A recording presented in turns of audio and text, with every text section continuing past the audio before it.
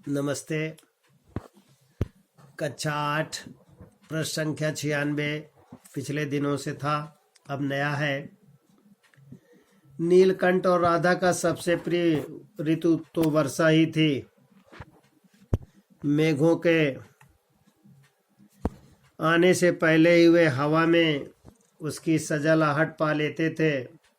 जब उनकी मंद केका की गूंज अनगूंज तीव्र से तीव्रतर होती हुई मानो बूंदों के उतरने के लिए सोपान पंक्ति बनने लगती थी।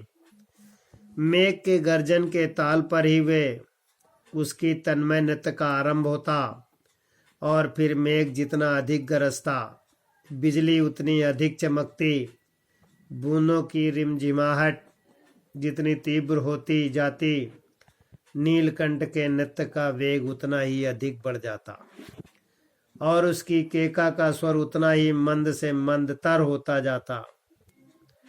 वर्षा के थम जाने पर वह दाहिने पंजे पर दाहिना पंख और बाएं पर बायां पंख फैलाकर सुखाता। कभी कभी वे दोनों एक दूसरे के पंखों से टपकने वाली बूंदों को चोंच से पी पी कर पंखों का गीलापन दूर करते रहते।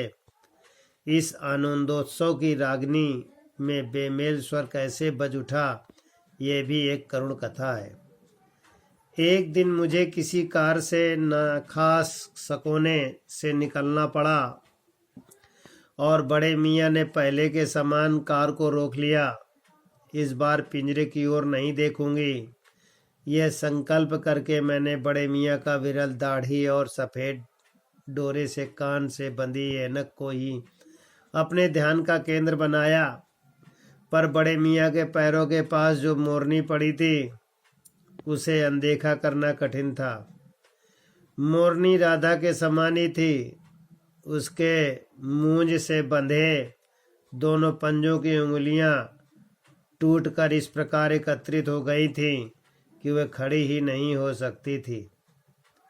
बड़े मियाँ के भाषण मेल फिर दौड़ने लगी। देखिए गुरुजी, कमबख्त चिड़ी मार ने बेचारी का क्या हाल किया। ऐसे कभी चिड़िया पकड़ी जाती है। आप ना आई होती तो मैं उसी के सिर पर इसे पटक देता, पर आपसे भी यह अधमरी मोरनी ले जाने को कैसे कहूँ। सारांश यह है कि 7 रुपए देकर मैं उसे अगली सीट पर रखवा कर घर ले आई और एक बार फिर मेरे पढ़ने लिखने का कमरा अस्पताल बना। पंजों की मरहम पट्टी और देखभाल करने पर वह महीने भर में अच्छी हो गई। उंगलियां वैसी ही टेढ़ी मेढ़ी रहीं, परंतु वह ठूंठ जैसे पंजों पर डगमगाती हुई चलने लगी। तब उसे जाली घर में पहुंचाया गया और नाम रखा गया कुब्जा। नाम के अनुरूप वह स्वभाव से भी कुब्जा ही प्रमाणित हुई।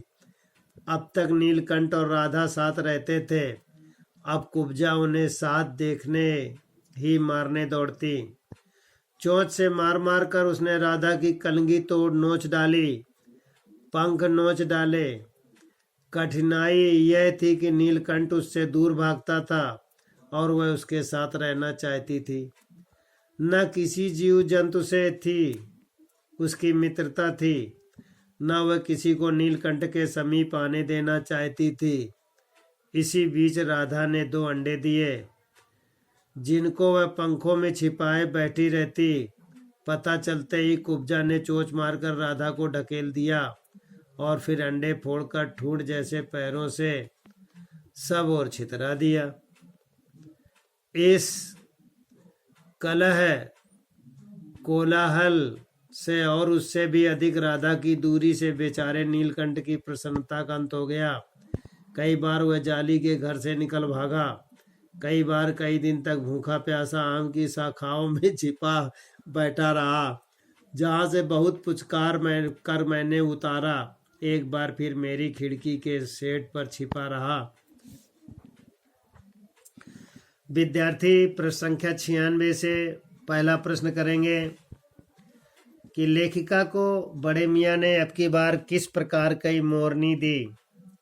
दूसरा है, लेखिका ने मोरनी कितने रुपए में खरीदी। प्रश्न संख्या 97 में लेखिका ने उस मोरनी का क्या नाम रखा? क्या वास्तव में कुब्जा कुब्जा ही होती है? नीलकंठ किसके कारण डर के भागता था?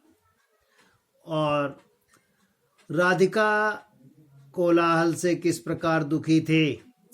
अंतिम प्रश्न है, कुब्जा ने क्या किया जिससे कि उसके अंडे फूट गए? विद्यार्थी लिखेंगे और याद करेंगे।